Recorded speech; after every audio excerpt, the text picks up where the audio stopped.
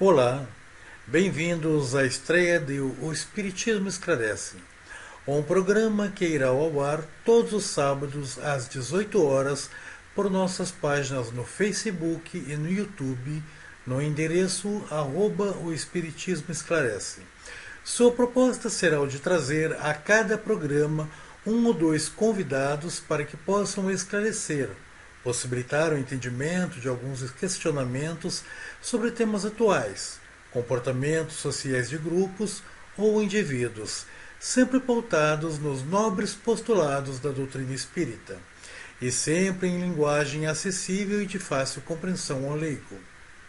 O Espiritismo Esclarece é um dos antigos projetos para a web que elaboramos há quase uma década, quando coordenávamos a Web TV Fergus, juntamente com outros dois colaboradores.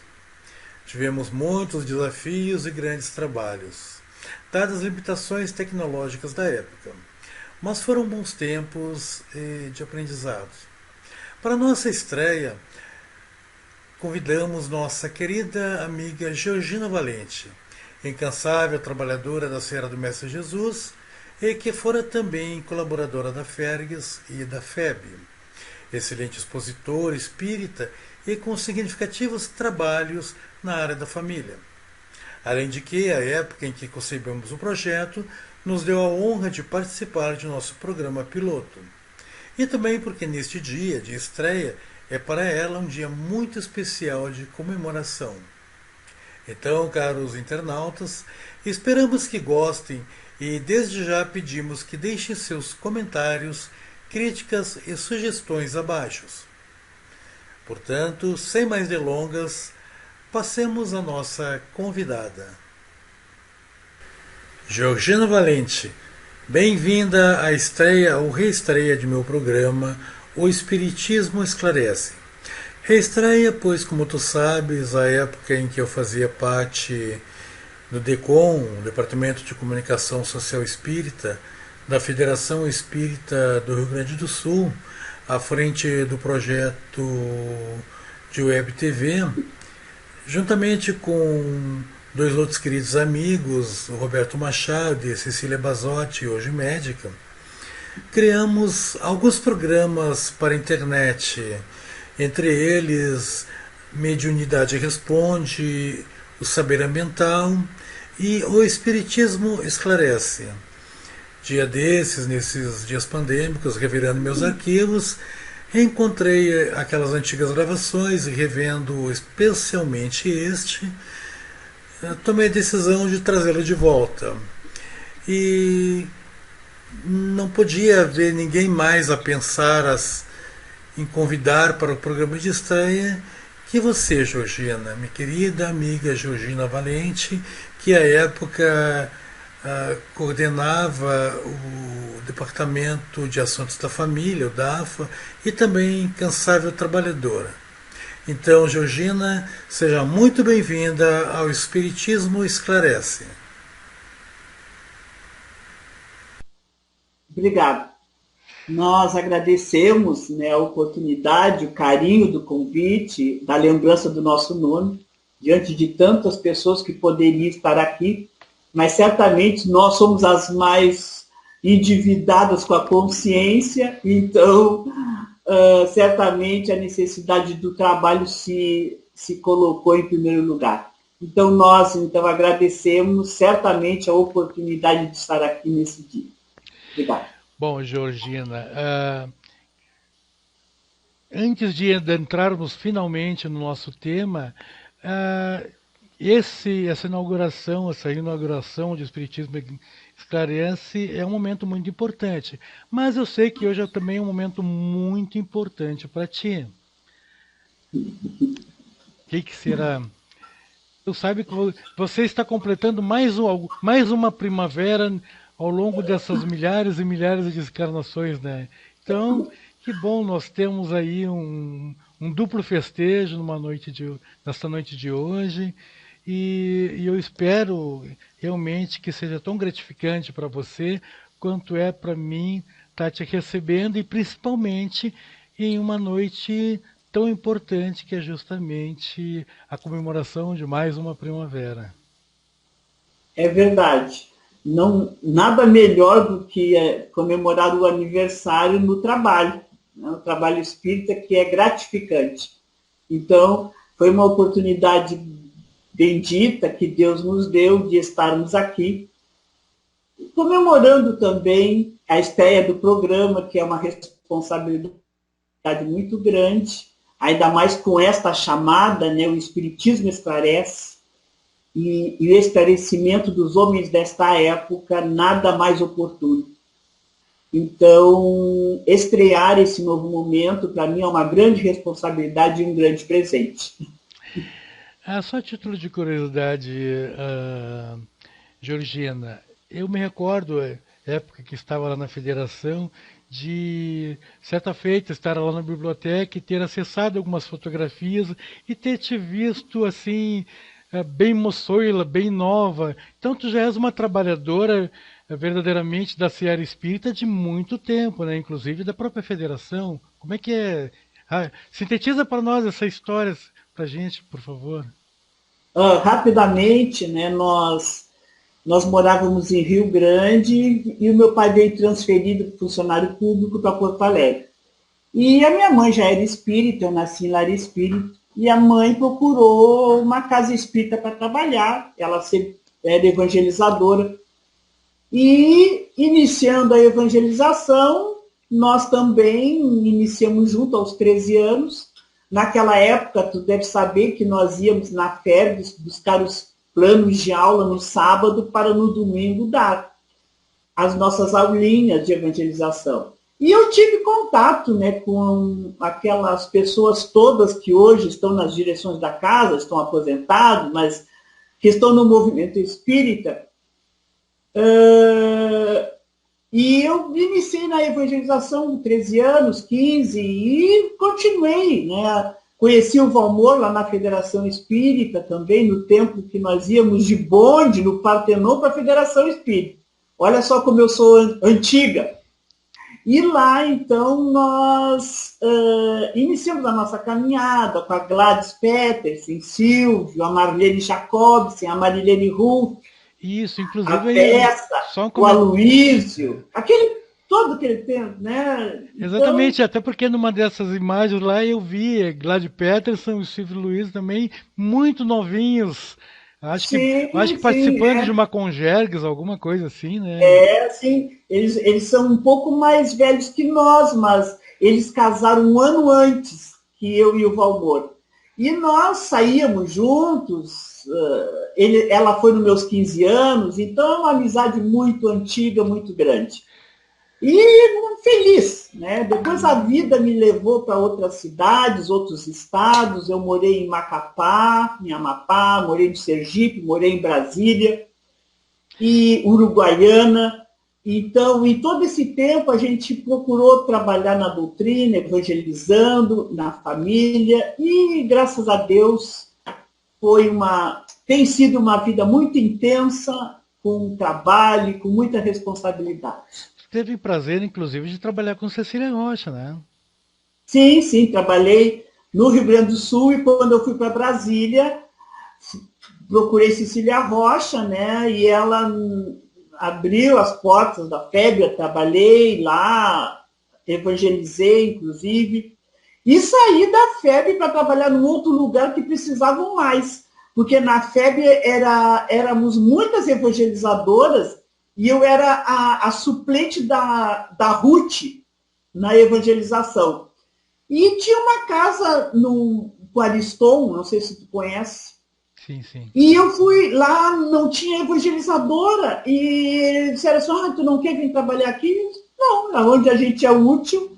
E eu saí da FEB para ir para esse Monte Alverne, lá do Ariston Teles. E lá eu trabalhei com as mães, tinha sopa, a gente ficava o dia todo.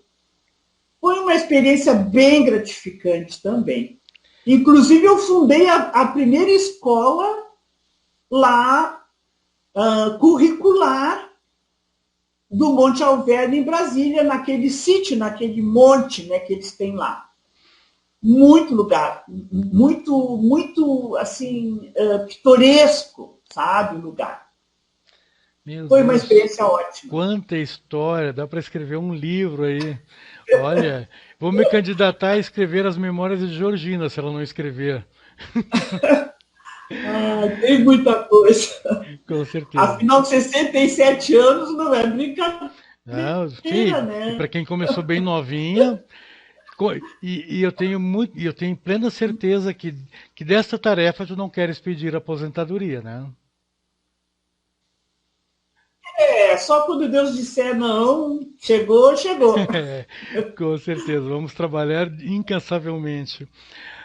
Bom, vamos passar ao nosso tema, que já fizemos nosso quebra-gelo agora aqui, conseguimos aquecer um pouco. Sim, sim. Certo, como tu sabes, o nosso tema proposto são as novas famílias, a violência e dependência química. Então, eu queria começar te trazendo a seguinte questão, Georgina.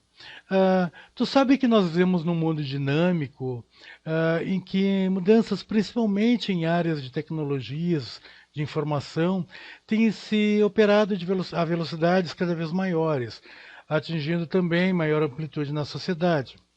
Como resultado, inegavelmente, mudanças sociais e, sem dúvida, comportamentais dos indivíduos, mudanças que se refletem naquela família tradicional, no tradicional conceito de família matrimonial, né? Ou seja, a gente, aquela que a gente acostumou a acompanhar Deus de pequenininho, você entra na igreja, o casal, o homem, mulher, crianças, depois prole. Esse é o modelo de família tradicional que nos acostumamos. Entretanto, o passar do tempo e toda essa informação que nos está disponível cada vez mais, e esta influência nos comportamentos da sociedade, de cada indivíduo, trouxe novos conceitos, novas famílias, novos tipos de famílias. Porém, a gente sabe também que há um certo ranço na sociedade, em alguns que talvez pautados em questões religiosas, em dogmas religiosos, não sei dizer, né? Mas são atavismos do ser humano de resistir ao novo ou aquilo que ele não admite, talvez uma questão de projeção, tenta ocultar em si mesmo, não sei. Mas, então eu queria que tu desenvolvesse um pouco o raciocínio em cima dessa questão, dessas novas famílias, desse conflito de gerações que está havendo, desses atavismos do ser humano, e finalizando nos trazendo ainda o entendimento de como costurar isso com a tônica da doutrina espírita, daquela questão do acolher, do orientar fraternalmente, sabe, acolher fraternalmente, diante essa celeuma toda que acontece em função das novas famílias. Bem, o programa já diz, o Espiritismo esclarece, né? Então, nós sabemos que potencialmente nós somos femininos e masculinos, porque somos espíritos imortais né, que vão crescendo e evoluindo, onde nós nos identificamos com o processo que a vida está nos trazendo de aprendizagem, e nós vamos corrigindo-nos e crescendo ao longo da nossa vida. A doutrina espírita nos diz que o espírito encarna como homem ou como mulher, porque não tem sexo, visto que podemos que progredir em tudo, em cada sexo, como em cada posição social, está na questão 200 a 202 do Livro dos Espíritos. Porque se nós nascêssemos apenas como homem, nós só saberíamos o que sabem os homens. Então, ao longo da nossa caminhada evolutiva, nós vamos buscando diversas aprendizagens em cada posição social e com os deveres especiais que cada sexo oportuniza. E a família, como sendo o primeiro grupo de mediação do indivíduo, né, com o mundo, que é responsável pela nossa sobrevivência, pela nossa educação, quando nós nascemos, né, potencialmente nos sentindo homens, mas biologicamente no corpo de mulher, ou no corpo de mulher nos sentindo potencialmente homens na sua psique, ali começam então as nossas inclinações, né, as nossas buscas, a nossa afetividade. Como nós somos homens afetivos, estamos sempre buscando os laços de afeto, de união, nós vamos buscar aquilo que nos completa, né? Aquilo que nos dá satisfação e estar junto. Por isso aí a criação desses novos formatos familiares, porque nós vamos buscar a companhia daqueles que nos trazem o conforto do corpo, né? A satisfação da nossa vontade de abraçar e de conviver. Então, as leis da natureza, elas são as mesmas em todos os tempos, né? O que muda e o que regula estas leis são as leis civis, né? E elas têm que estar de acordo com a evolução dos homens. Então, nós sabemos que, numa época, o que não é legal, já com a evolução do senso moral, aquela lei vai estar de acordo com os interesses, né, de dar mais conforto, mais atendimento, mais justiça aos homens e os costumes da época. Diante deste fator evolução, nós temos que entender que a lei civil ela vem regular as relações. Se espíritos que buscam relacionamentos com pessoas do mesmo sexo por uma necessidade intrínseca do espírito, né? Naturalmente, então, essas exigências de dar a necessidade de dar um atendimento civil a esses novos casamentos, a essas novas uniões, se estabeleceu, então, uma nova lei capaz de dizer que laços naturais, né, são unidos pela vontade expressa, né? Então, independente da orientação sexual, esses homens podem formar uma família legalmente constituída pelas leis civis. E quando, né, essa família se constitui pela lei civil, certamente a doutrina espírita compreende essa realidade, porque sabendo das nossas necessidades de estabelecermos com liberdade, com livre-arbítrio, a nossa busca da felicidade. E essa lei de buscar a felicidade está escrita na nossa consciência, que é a lei de Deus.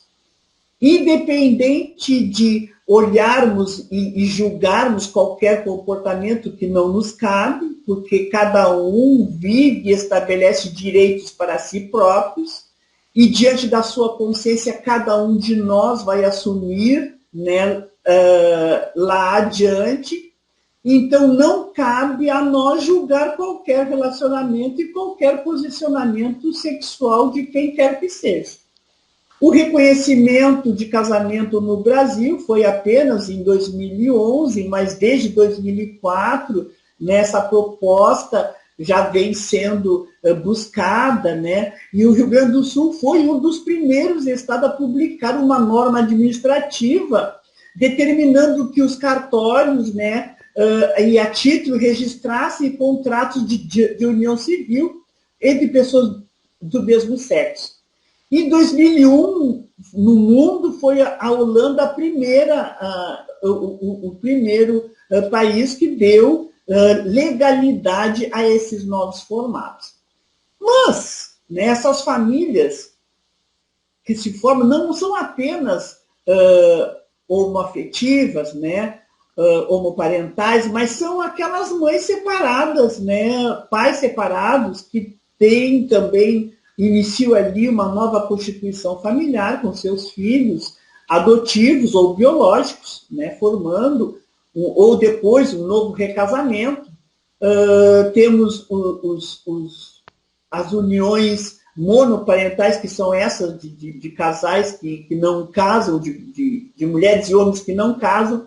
Temos avós com a responsabilidade de cuidar dos seus netos, com a responsabilidade de mães e pais, né? Porque hoje é natural, muitos, quando recasam, deixam os filhos dos casamentos anteriores com os avós. Nem todos assim procedem, mas nós sabemos que é uma realidade dessas novas famílias. A doutrina espírita, no acolher, no consolar, no instruir, no esclarecer, sabe que a proposta de busca de crescimento e de evolução espiritual, ela é responsável de cada um. Não nos cabe jamais julgar o comportamento de ninguém, e sim aceitar e entender que o amor materno e o amor paterno é o maior amor que um ser pode votar ao outro. Está no Evangelho segundo o Espiritismo. Como é que nós vamos nos julgar capazes de dizer que uma pessoa não deve passar por essa experiência, porque está sentindo atração por pessoas do mesmo sexo? Não cabe a nós. Né? A nossa doutrina é Deus, a inteligência primeira, causa de todas as coisas, tem na base filosófica a lei de causa e efeito, livre-arbítrio, a reencarnação, nascemos várias vezes, várias oportunidades buscando, então, a nossa evolução espiritual, a comunicabilidade com os mundos habitados através da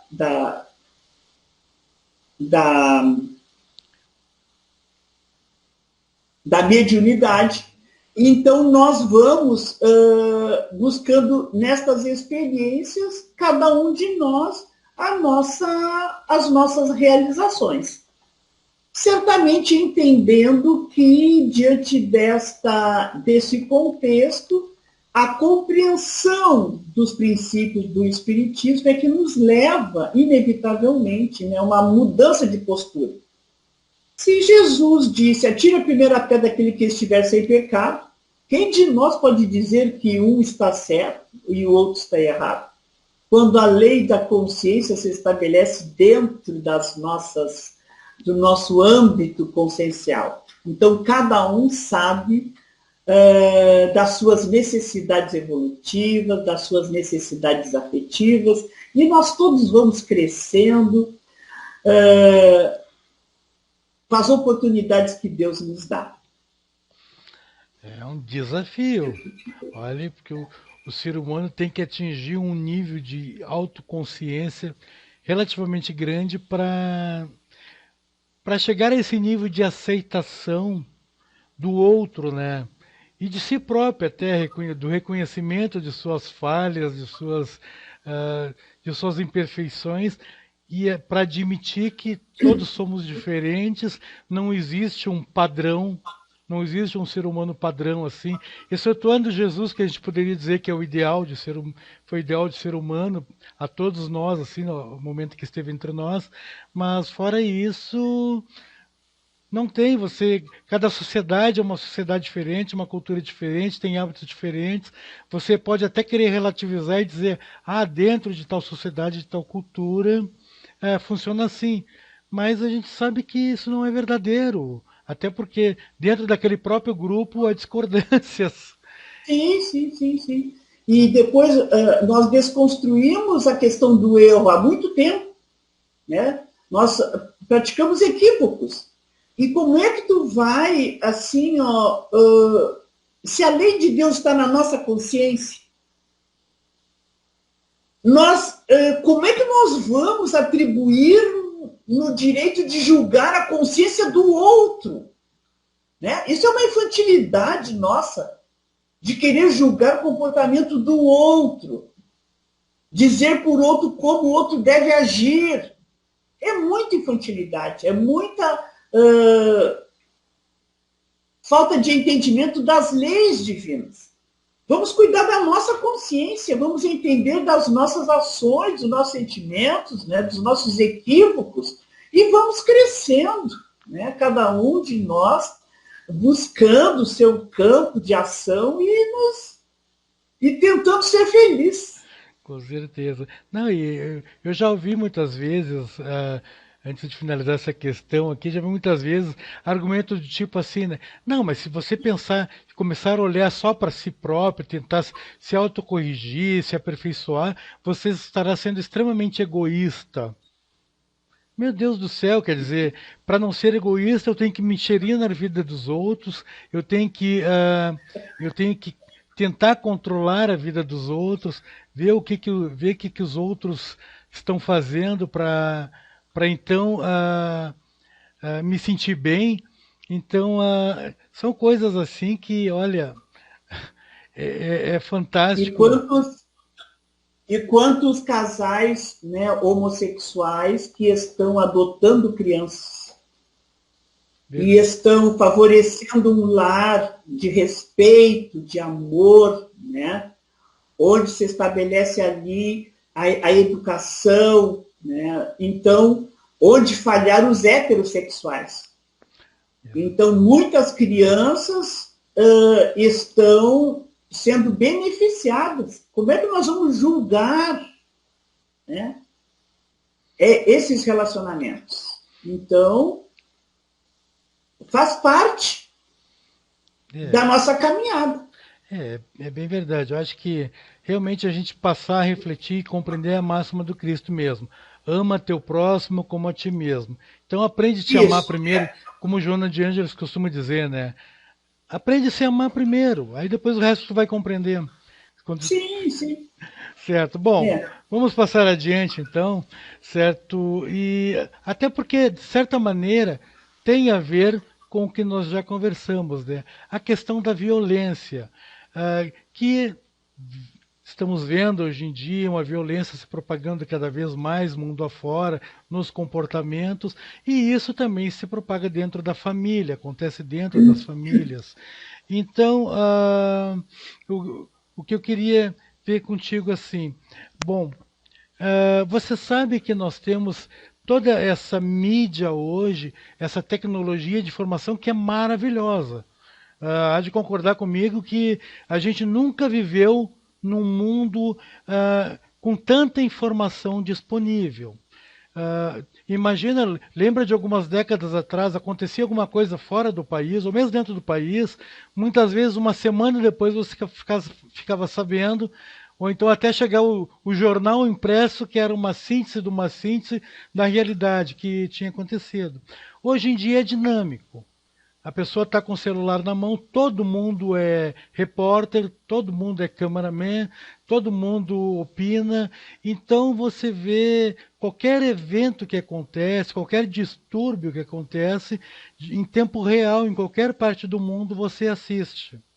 Então, o que eu queria ver contigo é o seguinte: ah, essa percepção de aumento de violência, ela é ela tem como causa justamente essa propagação de informação, de excesso de informação, transmitindo também certos vícios, certos comportamentos destrutivos, ou isto sempre existiu, inserido na sociedade, porém estava lá encoberto, e toda essa tecnologia agora retirou o véu e nos permite ver o mundo como sempre foi, ou seja, o ser humano como ele é na sua essência. Praticamente,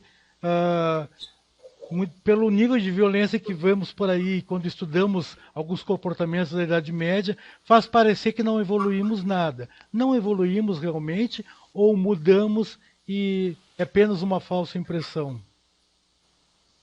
Olha, nosso progresso, apesar de lento, mas nós estamos sempre evoluindo, nunca estacionando, né? Então, naturalmente, nós estamos assim às portas do mundo de regeneração.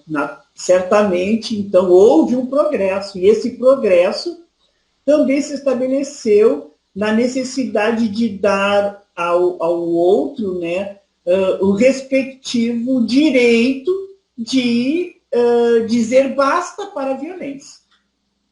Então surgiu, quando a mulher descobriu que tinha alma, né, então ali a mulher começou a conquistar o seu espaço, e conquistando o seu espaço, ela viu que podia conquistar direitos, né, naturais, e direitos também que se estabeleciam para os seus filhos.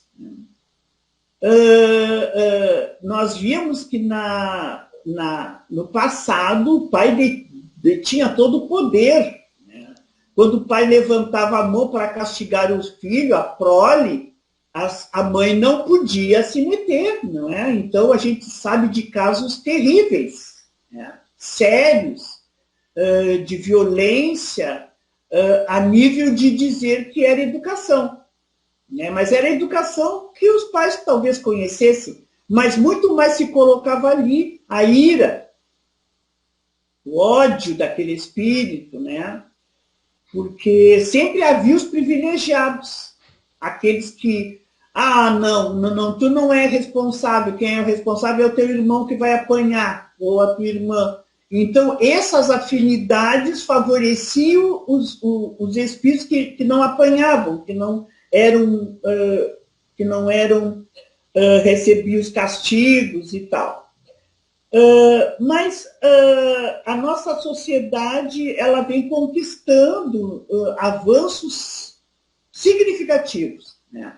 Então, a Lei Maria da Penha veio dar para a mulher o direito de se reconhecer que ela não é objeto de violência, né? Apesar de Valdo Franco nos falar, né, que nós temos um gigante, que é a ira, né? E os outros, que são 4, os gigantes da alma, que é o medo, a ira, o dever e o amor. A ira é o que nos envolve, é o que nos domina quando estamos encolerizados, quando estamos com ódio e perdemos a razão. Tanto que muitos crimes são realizados por este poder, por esse gigante, e depois, quando as pessoas estão detentas, não sabem explicar como se deixaram envolver por tamanha ira, por tamanho ódio. Mas a violência se estabelece há muito tempo e até hoje, mas uma conquista muito grande já se estabeleceu quando, não sei se tu lembra, que antes dizia que briga de marido e mulher não se colocava colher, né? Verdade. Hoje, nós sabemos que há uma necessidade, sim, se a vizinhança vê que tem uma mulher sendo violentada, sofrendo dores, danos, né, a sua integridade física, os vizinhos podem ligar anonimamente para que aquela mulher receba o atendimento. Então, além da violência física, que o agressor bate impunemente, porque ele tem a maior força bruta, né, a gente sabe, e sendo a mulher mais fragilizada no físico, é a que mais recebe essa injunção da violência no lar. Mas nós temos a violência que não é aquela física, né? Mas a violência psicológica, aquela dano emocional que faz a mulher se sentir com baixa autoestima, né? Que prejudica o seu comportamento mediante ameaça, os constrangimentos que ela passa, a humilhação, e, inclusive até se colocando isolada dentro dos lares. A gente pensa que isso já não existe, mas existe muito, né? Muita chantagem, muita limitação ao direito de ir e vir, e as mulheres se deixam influenciar. Muita violência sexual também, sob a ameaça, né? Sob coação,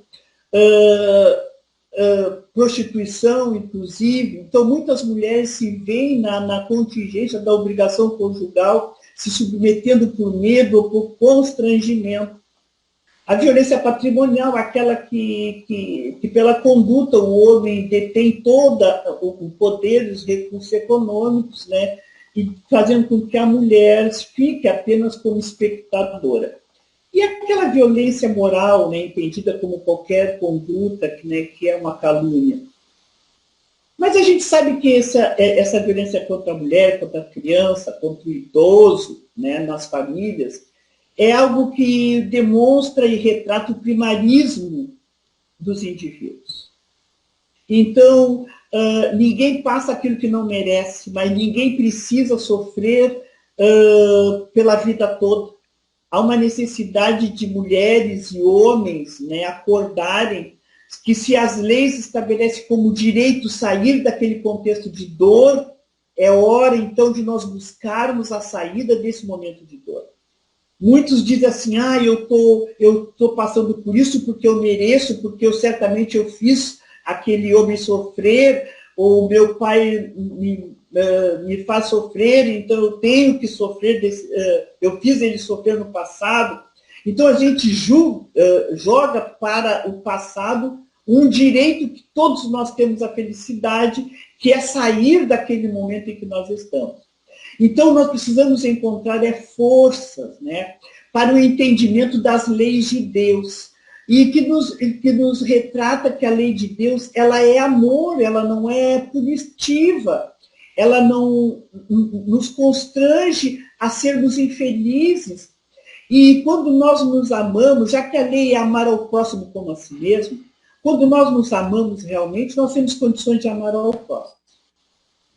E se nós nos amamos, nós tenhamos coragem de dizer basta para aquele momento. É o momento de dizer: chegou, não posso mais. Agora, quando nós estamos ainda diante daquele contexto violento dentro do lar, sem forças de reagir, ali se estabeleceu, então, uma necessidade da lei de causa e efeito, né? E da doença psicológica neurótica de dizer eu sou a culpada. Então, se estabelece ali dois âmbitos, o espiritual e o psicológico, né? O emocional. Então, nós precisamos pensar, raciocinar, né? Nos ligar ao Criador, pedir auxílio ao nosso guia espiritual e dizer para nós mesmos: eu tenho direito a ser feliz. E buscar os direitos que a sociedade já lhe deu, que as leis já lhe deram, seja em qualquer situação. O importante é que nós possamos nos dominar enquanto violentos, né? E quando reconhecer que estamos sendo dominados pelo ódio, pela ira, reconhecer que aquilo não é saudável, que aquilo não é normal, é patológico. Então, reconhecer que é sim algo do passado que está nos aprisionando e que tudo que nos aprisiona negativamente deve ser para nós um momento de repensar e nos modificarmos para melhor. Mesma coisa, Bauman fala na sociedade líquida. Essa sociedade moderna é uma sociedade líquida. Assim também existem esses relacionamentos líquidos, né? Mas a mim parece que é temor. Temor da dor, temor da decepção. As pessoas entram em relações que no menor atrito já saem dela. Como é que tu vê essa questão dentro desse contexto também de violência? Porque o que acontece? Isso acaba sendo muitas vezes causa de violência, porque o outro muitas vezes passa a se achar dono daquela pessoa com a qual iniciou uma relação e no menor atrito, menor situação, a pessoa sai fora. Não vendo que muitas vezes basta um mínimo esforço, mas isso muitas vezes, esse pequeno atrito, faz submergir daquele ser, aquele primarismo, aquela coisa assim do poder, né? E que acaba indo para a violência. Como é que tu vê isso? Olha, nós somos criaturas que ainda muito presas, né, aos nossos primarismos. E nós colocamos expectativas no outro, do sonho das nossas vidas, quando na realidade quando nós nos ligamos com o outro não pode ser a complementação da vida feliz que eu quero para mim. Eu tenho que conquistar a minha felicidade com as diferenças do outro. É líquida porque nós já casamos e dizemos, eu vou ver se vai dar certo. Se não der, eu busco outra solução, outra saída. Porque é fácil. Agora, quando um se estabelece para si essa saída espetacular da vida do outro, certamente lesa o outro no seu emocional. Por isso que nós levamos para a espiritualidade muitas lesões. Muitas lesões. Porque ninguém brinca com a emoção do outro. Ninguém brinca. A gente brinca, mas vai depois recuperar lá adiante. E depois, aí é difícil. É difícil aceitar quando também é instrumento de uma grande lei de causa e efeito. De uma lei de causa e efeito que se estabelece para a nossa educação. Mas o entendimento, o diálogo ainda sempre é o melhor. Né? E a saída espetacular de uma relação nada mais é que uma falta de senso moral, um despreparo para a vida, né? Um despreparo para o relacionamento mesmo a dois, porque o relacionamento a dois é entender as diferenças que precisam se estabelecer ali. Sim. Alguém disse até que tu só é capaz de conviver com o outro, viver uma relação equilibrada se tu for capaz de conviver consigo mesmo durante um bom tempo. E realmente você tive a oportunidade de conhecer pessoas que ao sair de uma relação já entram imediatamente na outra porque não sabe conviver consigo. Então, tem que estar numa relação para, entre aspas, estar feliz. E não é bem assim, né? Não, nem sempre, né? Não, o outro não nos preenche quando nós não estamos preenchidos. Né? Nós temos que estar bem conosco mesmos. E depois, e nem sempre o relacionamento com o outro vai nos preencher. Até porque ao longo de nossa trajetória espiritual, nós temos muitas vezes aqueles encontros que devem durar o tempo necessário para um reparo de alguma coisa já pendente.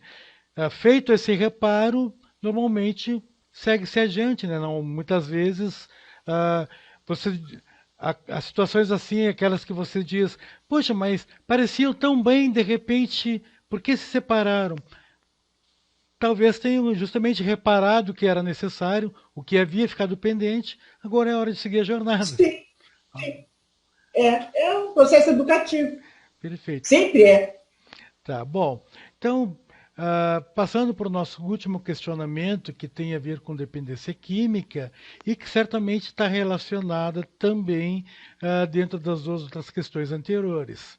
Ah, com tanto dos diferentes, independente dos formatos novos ou velhos de família, a dependência química, que não afeta apenas os nossos jovens, mas qualquer um a qualquer idade.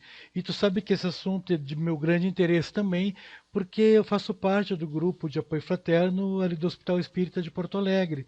E nesse tempo que eu tenho vivido lá, tem sido uma aula para mim, uma lição e tanto, porque quando você começa a ver testemunhos de pessoas que estão inseridas nesse contexto, não por uma semana, um mês, mas por anos já, e tentam sair, é recorrente, questões de família, perdas de família.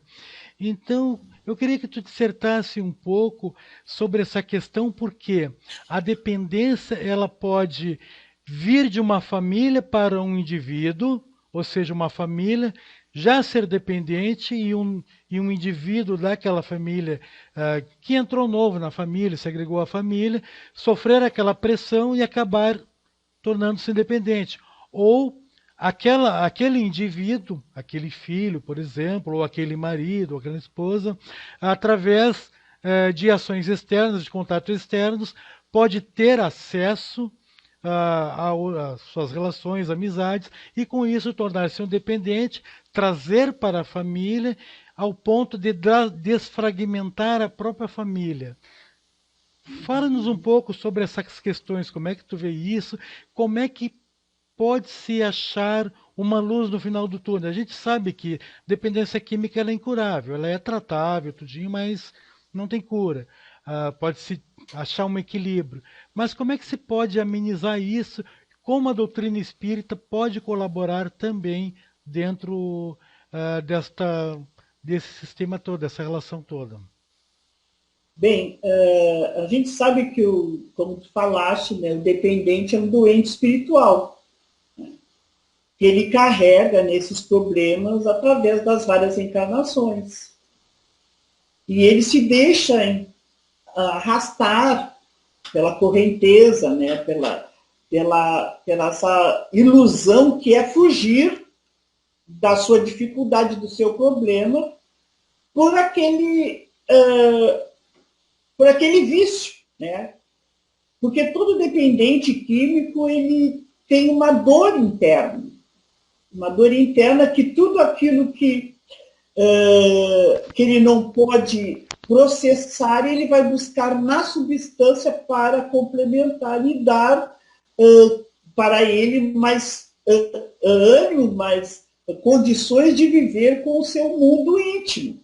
Então ele vai buscar para aplacar aquela dor, né, através do álcool, né, do cigarro, dos tóxicos, com a droga que a gente sabe que anestesia, né, o senso, a sua forma de encarar o mundo. Ele é como se ele ficasse anestesiado e preparado viver aquele momento. Mas nós sabemos que vivemos uma pandemia maior que agora estamos passando, que é a drogadição. E essa pandemia, em verdade, são aqueles que encontram na substância aquela forma de arrastá-lo para condições de fazê-lo sair do estresse, né? Sair do momento sofrido, sair do momento de dificuldade. Como a gente vê nos filmes, nas propagandas, aquele chefe de casa que chega em casa, tira os sapatos, pega o seu uísque, vai se senta no sofá E ali ele já está passando, né, naquela rotina que aquele alcoólico é algo que lhe dá condições de descansar, de elevar, de dar mais condições de descanso, uma substância com que faz que ele se sinta bem. E a gente sabe que toda substância ela nos dá uma sensação de prazer, inicialmente. Né? E com essa nossa prisão de nos sentir cada vez melhores, né? Pela substância que nos dá aquele prazer imediato, nós vamos então criando a dependência. A criança, quando já vem num lar onde a dependência existe, ali se estabelece a sua maior dificuldade, a sua maior escola de como não fazer, de como não se agregar naquele vício. E desde pequeno as crianças já mostram as suas tendências, os seus instintos. Né?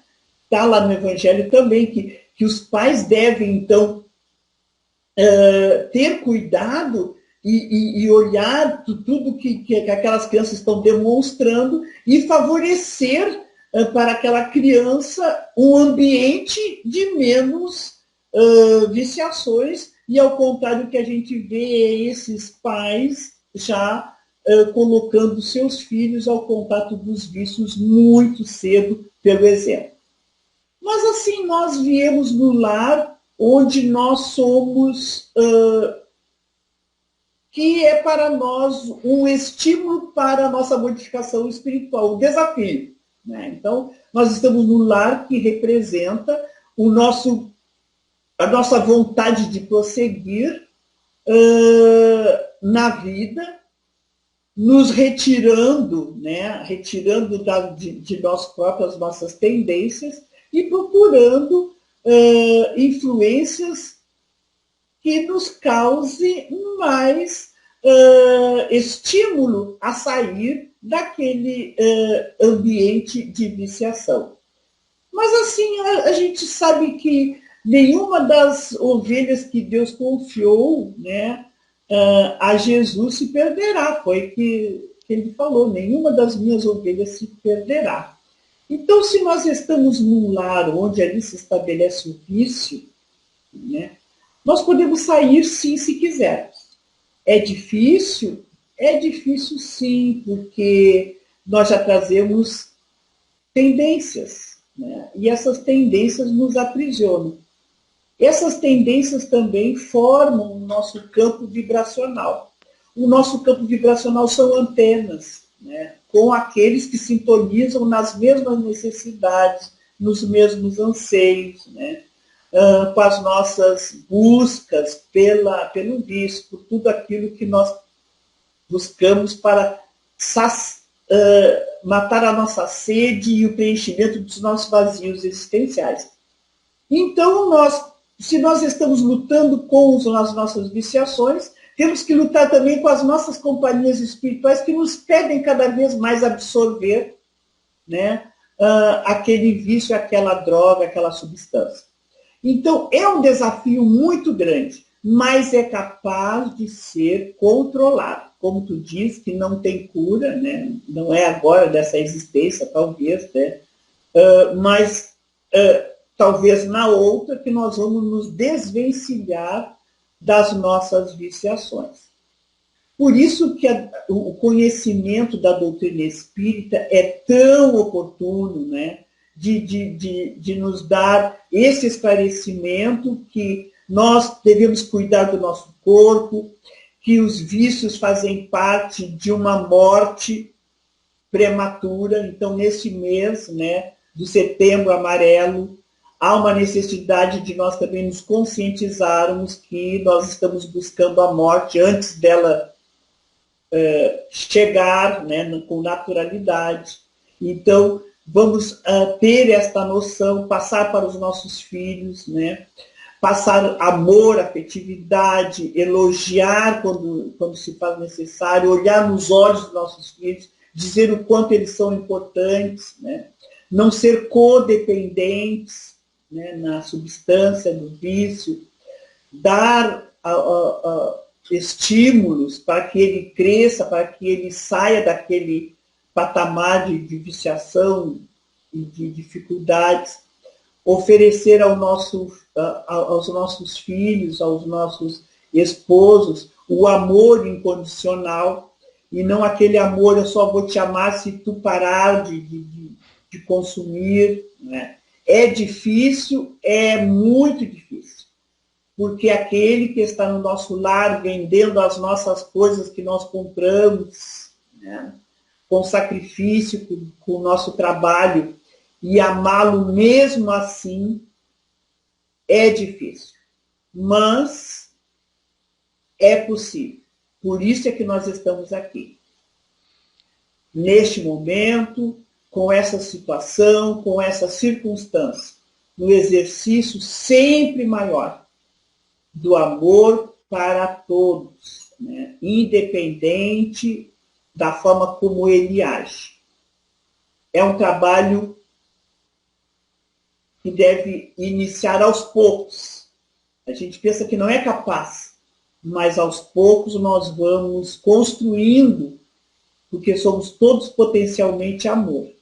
Então, se temos todos essa potência, certamente seremos capazes de conquistar o amor por esses nossos irmãos que precisam de nós para se recuperar, muitas vezes. Como estímulo, que a recuperação é deles, é subjetiva.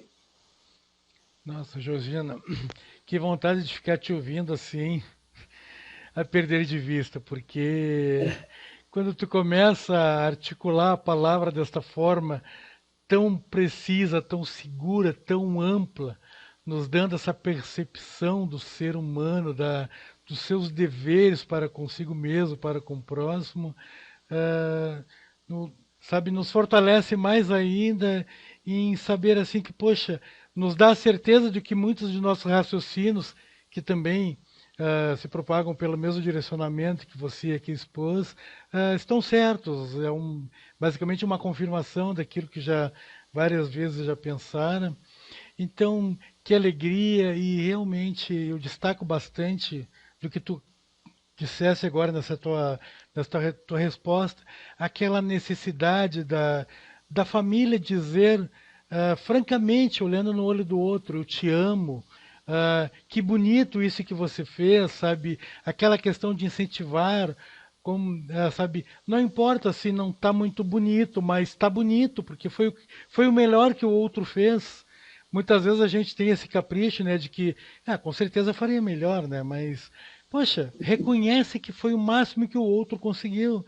E se você reconhece isso, você o incentiva a se puxar um pouco mais, a fazer melhor ainda. Muitas vezes, já aconteceu até de uma ou outra exposição, eu trazer aquele questionamento. Alguém aqui, hoje, antes de sair de casa, olhou para o seu filho e disse, eu te amo, sabe? Você já disse isso para o seu marido, eu te amo? Aí algumas pessoas dão aquela risadinha do tipo, mas eu não sou mais namorada, aquela coisa assim, já estou casada há 20, 30 anos. E aí? Desde quando? Amor tem prazo de validade agora? Numa relação, né? Isso é incentivo, você cresce com isso, né?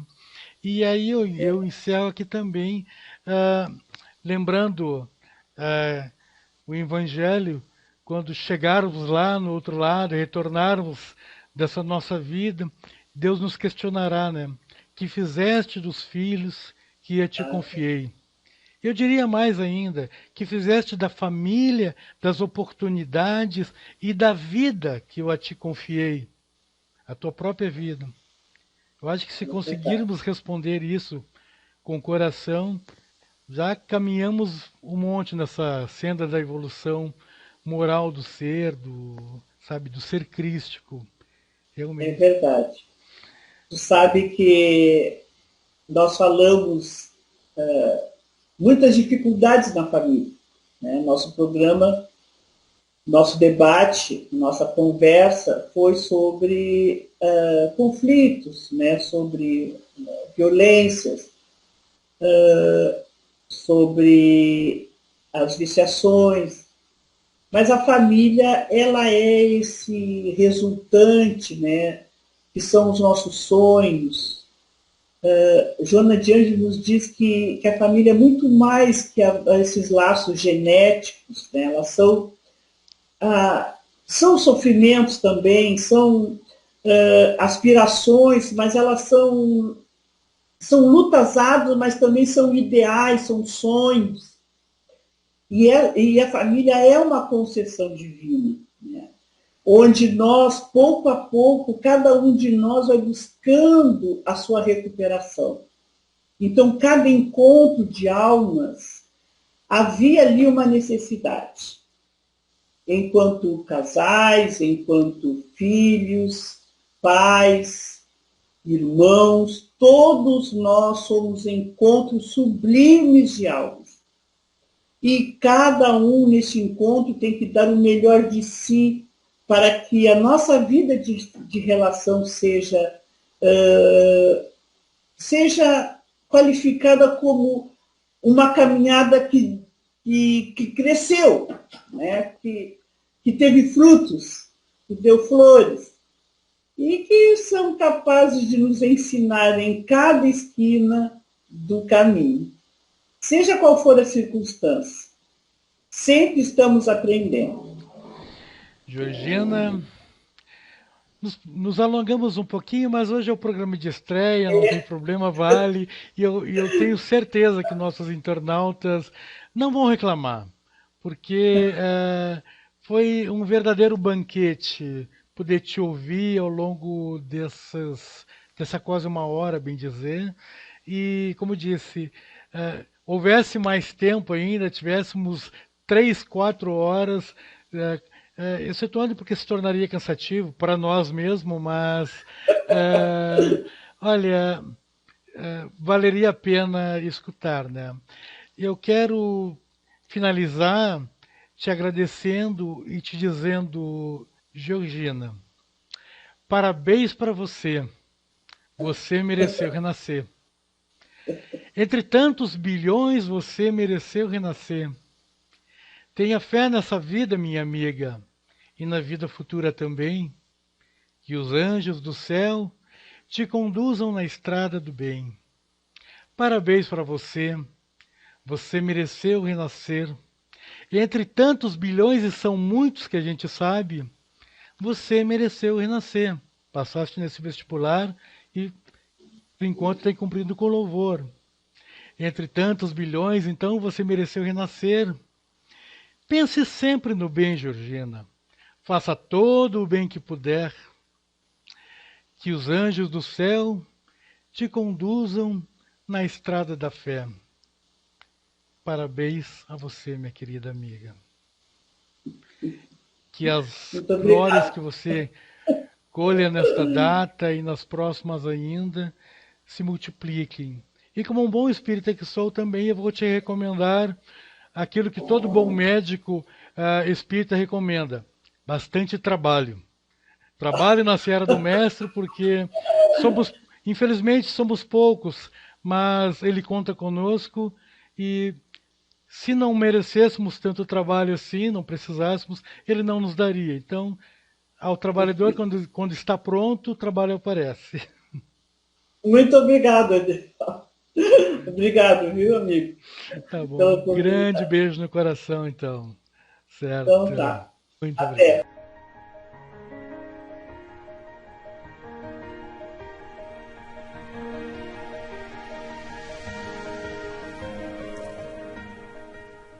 Numerosas transformações são aguardadas e o Espiritismo esclarece os corações, renovando a personalidade espiritual das criaturas para o futuro que se aproxima.